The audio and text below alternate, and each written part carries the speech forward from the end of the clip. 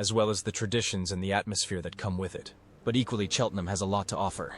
A crisis was quietly blooming behind gilded doors, one that could have rewritten young Princess Charlotte's royal future. Whispers of manipulation, carefully staged moments, and Camilla's cunning plan to trap the spirited girl in a public disaster were gaining momentum. But before it could explode into scandal, Princess Anne stepped in, calm, sharp, and fiercely protective. With quiet urgency, she followed the clues, challenged the shadows, and shielded her great niece from a storm no child should face. Was this just loyalty or a silent act of rebellion from within the crown? The silent shield, within the regal halls of Buckingham Palace, where golden chandeliers hang like frozen stars and silence often speaks louder than words. An unsettling story lay buried in ink and secrecy. It didn't come from a press release or public statement. No, it was written in looping handwriting, on pages slightly yellowed by time, tucked away inside a locked drawer labeled simply personal. The author, Princess Anne, but the subject wasn't herself or even her brother, the king. It was Charlotte. According to this hidden diary, something troubling was set in motion in March 2025, weeks before a major palace charity event scheduled to take place at the Royal Opera House in London. It was to be a milestone moment for 9-year-old Princess Charlotte, a carefully chosen appearance crafted to help the public warm up to the young royal, showcasing her intelligence, charm, and natural poise. For the first time, she would deliver a brief message, written with the help of her tutors, meant to show the world a glimpse of the future queen she may one day become. But behind that charming photo op, something darker was brewing. Princess Anne had sensed it first. Just a ripple at first, when she overheard two aides murmuring near the Queen's gallery. Their words were vague, but something felt off. "Make it unforgettable," one said. "In the right kind of wrong way," the other replied, chuckling. Anne brushed it off at the time, but then the changes started. First, the script Charlotte had worked so hard on was quietly edited. Key phrases, ones she had practiced for weeks, were replaced with awkward wording and complex vocabulary not suited to her age. Then came a last-minute shift in stage arrangements. The lights were angled differently, casting unexpected shadows across the podium. The entry route to the stage, once straightforward, was suddenly rerouted to include a confusing detour through a backstage corridor. To an adult, these might seem like minor hiccups, but to a child, one standing before global cameras, it could have been a disaster. As Anne pieced together the changes, her diary entries took on a new urgency. One sentence stood out sharply in her familiar script. "They're setting her up to fall, not physically, but in the court of public opinion." But who were they? As Anne dug deeper in quiet observation, a name rose to the surface more than once. Camilla. The queen consort had kept her distance from Charlotte publicly, but Anne had long suspected there were private tensions hidden under those carefully staged smiles. Why Camilla would want to see the young princess falter was unclear. Jealousy? Control? Or an old grudge hidden behind a crown? Whatever the motive, Anne refused to sit idly by. She didn't alert Charles or even William. Too many voices would muddy the truth. She had seen how rumors twist and how quickly a scandal can snowball. Instead, she chose quiet action and her pen. "This ends with me," she wrote. And from that moment forward, Princess Anne decided she wouldn't just witness history. She would quietly, fiercely change it. Now, what made Anne risk everything in silence? Power, loyalty, or fear of the crown's collapse? Stay tuned to find out. Betrayal in the shadows of the crown, as the days inched closer to the royal gala set for March 2025 at the Royal Opera House. Princess Anne found herself entangled in something far darker than protocol or preparation. What began as a subtle unease had grown into full-blown betrayal. And this time, it wasn't distant politics or tabloid nonsense. This time, it was Charlotte. Anne's diary, once filled with cool observations, began to shift in tone, becoming raw, personal, and heavy with heartbreak. For over 7 decades, Anne had served the crown with unmatched discipline. She stayed out of palace squabbles, avoided drama, and never cared for flashing cameras. But now she was watching familiar faces, the ones she trusted, move like ghosts behind Charlotte's moment in the spotlight. What she uncovered felt more like treason than strategy. The names scribbled into her diary weren't strangers. They were seasoned aides and royal coordinators, people she'd shared banquets and briefings with. And yet, they were rewriting Charlotte's speech behind her back, inserting phrases too long, too complex, or just strange. Audio cues were shifted by seconds.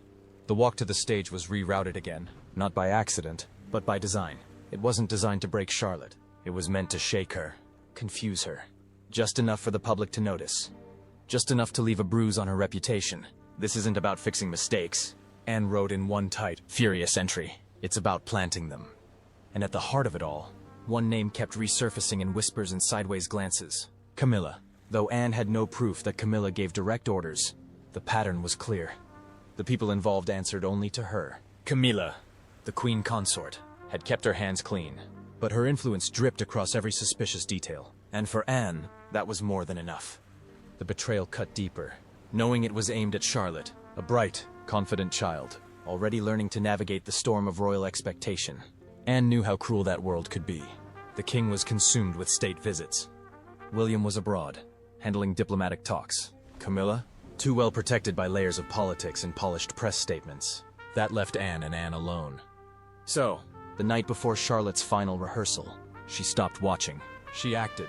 Long after the corridors emptied and the palace had fallen into stillness, Anne walked alone down to the office of the senior aide responsible for event logistics. She had already checked the schedules twice that day, circled anomalies, and flagged last-minute changes. But now, she wanted the truth in hand, inside the office. Her fears were confirmed. On the desk sat a marked-up copy of Charlotte's final speech, littered with handwritten notes designed to trip her up. Next to it, a stage map. Charlotte's cues shifted again, just enough to cause hesitation under the lights. Anne didn't hide. When the aide returned, his eyes met hers and dropped. She didn't raise her voice. She simply held out the papers and asked calmly, "Tell me this was a mistake." But Anne had seen too many palace games to mistake fear for innocence. This wasn't a misunderstanding. This was a setup, and it was aimed at the youngest Windsor on the rise. So, how did Anne expose a royal setup without saying a word? Keep watching. What she uncovered changes everything. Princess Anne reclaims Charlotte's moment. Princess Anne didn't seek revenge. That wasn't her way. What she wanted, what she needed, was to put things right. After discovering the planned sabotage hidden inside speech drafts, lighting instructions, and altered event notes, she acted, not with fury, but with quiet control. In the early hours of March 2025, just one day before the royal gala, she slipped back into her quarters, the incriminating documents tucked under her arm. Her diary that night ended with a single line. "It ends now, not tomorrow." Now. She didn't waste time. By morning, Anne was already at work. There were no heated meetings, no royal summons, and certainly no drama. She simply picked up the phone and made 3 private calls. Within hours, 2 event staffers were quietly reassigned. In their place, Anne brought in seasoned professionals she trusted, individuals who had once served alongside her during high-stakes Commonwealth tours. There were no questions asked. Her name alone was enough. Anne's power didn't rely on volume. It was in her posture, her gaze, her legacy. She walked the gala stage herself later that afternoon, under the golden lights of the Royal Opera House. Step by step, she counted the spacing from podium to curtain, checked the glare of every spotlight, and stood exactly where Charlotte would stand. Nothing was left to chance. Anne even requested a private word with the sound technician, calmly reminding him that any unexpected microphone glitch would be dealt with personally. In her journal, she called the effort precision protection. Princess Charlotte arrived later for rehearsal, unaware of how close her moment had come to disaster. Dressed in pale blue with her speech clutched in her hand, she looked every bit the future monarch the public adored. Bright-eyed, focused, and wonderfully unaware of the sabotage that had nearly stolen her moment. She greeted her great-aunt with her usual cheerful hug, and Anne smiled, keeping her secret behind steady eyes. From behind the curtain, Anne watched as Charlotte practiced. The speech was back to its original form, clear, warm, and simple enough to let Charlotte's natural confidence shine through. There were no strange words, no awkward pacing. She hit every mark. She didn't falter once. The trap had been dismantled without her ever knowing it. Anne's diary that night held no celebration, only reflection. The words were hers. The silence. What almost happened. That belongs to me. On the night of March 2025, the gala crowd rose to their feet in applause as Princess Charlotte finished her speech with grace far beyond her years. The press called it flawless. Headlines the next morning praised her poise, her future, her royal charm. No one knew how close it had come to crumbling. And that was the point. Anne remained in the shadows, watching from backstage, her arms crossed and eyes steady. She didn't step forward. She didn't need to. Her work was done, and not a soul knew what she had just saved, except the one who had tried to destroy it. And how did Princess Charlotte's perfect moment nearly collapse before it began? Stay with us. What happened behind the curtain will shock you. Anne's silent gift to Charlotte. The sun rose gently over Buckingham Palace in March 2025.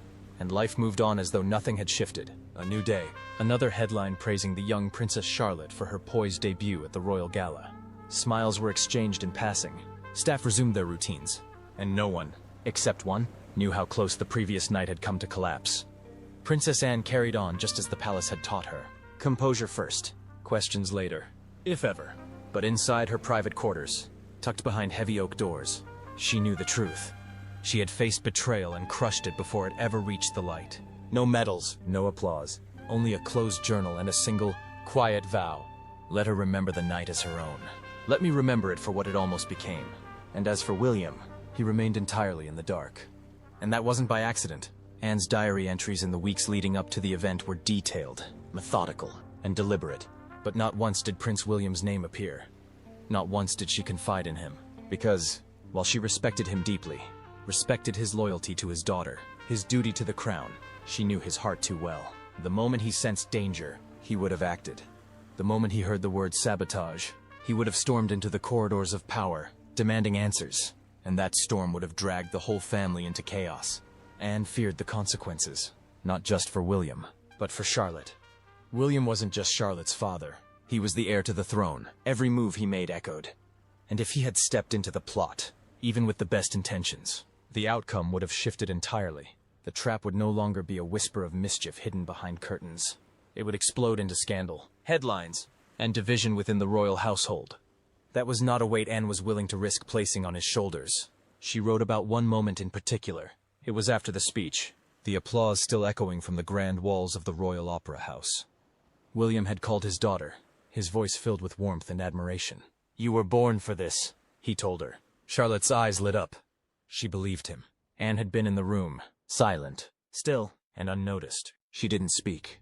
She didn't dare. That moment, untouched by politics or suspicion, was exactly what she had fought to protect. Because if William had known everything, if he had known how close Charlotte had come to being humiliated by subtle sabotage, lighting tricks, scripted stumbles, whispers from Camilla's loyal circle, it might have changed the way he saw that moment. Worse, it might have changed the way Charlotte saw herself. Anne refused to let that happen, so she carried the truth alone. Her diary entry that night was steady and firm. "I chose silence, not as weakness, but as a gift. A gift not only to Charlotte, but to William. A shield he never even knew he needed." Here's where Anne's silence became the shield William never knew Charlotte needed. Stay with us to see how it unfolds. How Anne protected Charlotte. Without a word in Buckingham Palace, power often arrived with titles, trumpets, and flashing cameras, but not for Princess Anne. Her kind of power didn't need a stage or spotlight. It moved in silence, made choices without noise, and protected without permission. After the near sabotage of Princess Charlotte's Royal Gala debut in March 2025, Anne returned to her quarters and documented the experience in her diary. Not for praise, but to remember the war she fought where no one else was looking. She didn't need to shout to be heard. Her influence had always worked behind the scenes. Measured, deliberate, and razor-sharp. She didn't send out royal memos or launch official inquiries after discovering the plot engineered from within Camilla's trusted circle. Instead, she made quiet staffing adjustments. One aide found themselves reassigned to a Commonwealth embassy in Canada. Another was rotated to an administrative desk far from decision-making. There were no formal warnings, no dramatic farewells. Anne's approach left no trail, only results. She called it a surgical correction in her diary. And like a skilled surgeon, she operated with care, no damage left behind, no scar to point to. Charlotte's big moment had been restored, preserved, and protected before she ever knew it was at risk. Anne didn't do it for glory. She did it because someone had to. Anne had always believed the strongest warriors wore the quietest armor. She had lived decades in royal service without feeding into spectacle or rivalry. And now, once again, she had held up the monarchy, not with grand speeches or sweeping declarations, but with calm precision. But what disturbed her most wasn't the sabotage. It was the stakes. The gala wasn't just another charming appearance for Charlotte. It was her formal step onto the world stage. A signal to Britain, and beyond that, the next generation of royals wasn't just waiting. They were ready. Cameras from across Europe, Asia, and the United States had been pointed directly at her. Diplomats and dignitaries filled the Royal Opera House, eager to assess not just what Charlotte said, but how she said it. And Camilla's circle had tried to take that from her. Not with an obvious scandal, but with little cracks meant to rattle Charlotte's confidence. An altered speech here, a lighting cue there. Anne had written. This wasn't sabotage by force. It was sabotage by a shadow. She understood the game all too well. Anne had seen it during Diana's rise. How power behind the palace walls didn't always flow through titles. Sometimes it flowed through whispers, backdoor alliances, and fear of change. Her diary captured it with chilling clarity. There were now two visions growing inside the monarchy. One clinging to the past, tied to Camilla's way of keeping control. The other, hopeful and future-focused, aligned with Charlotte's strength, presence, and potential. This wasn't about one gala. It was about the direction of the crown. Anne wasn't surprised by the faction forming, but she was watching closely. She didn't name names publicly, but in her pages, she recorded it all. This wasn't a family dispute. It was the early signs of a power shift. And while the public cheered Charlotte's flawless night, Anne knew the truth. The palace wasn't at war. But someone had drawn the first line, and this is how a flawless royal night masked the first move in a silent palace war. Stay glued to uncover more. The diary. No one knew existed.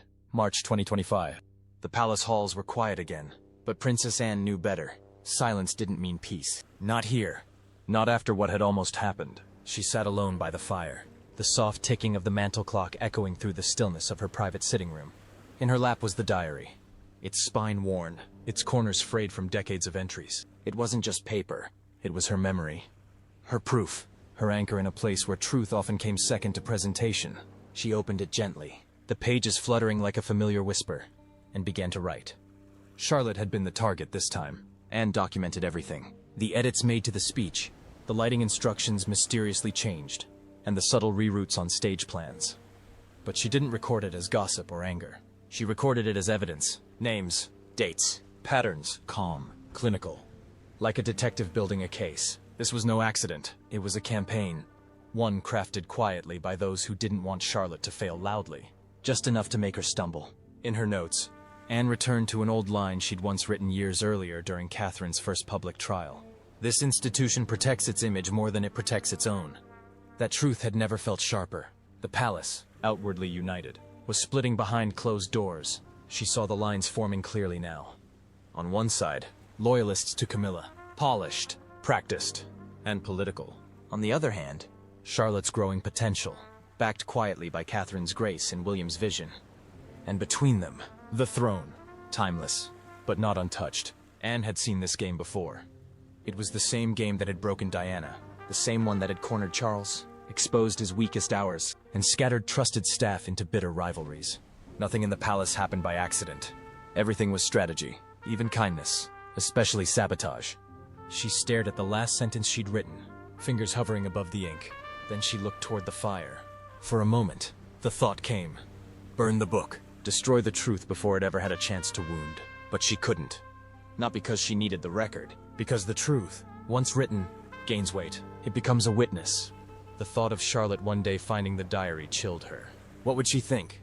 Reading all this? Would it make her stronger? Or shake her trust in everything she believed she'd earned? Would she wonder if every praise had been protection? Every triumph a setup? Anne closed the book softly and turned the key in the lock. She didn't hide it out of secrecy. She did it out of mercy. Down the corridor, the palace remained still, but Anne knew better. The factions were sharpening their tools. This time, the target had been Charlotte. Next time, it could be someone else entirely. William didn't know. He never would. Not because she doubted him, but because she believed in him. He would burn the walls down to shield his daughter. But the fire wouldn't just touch the guilty.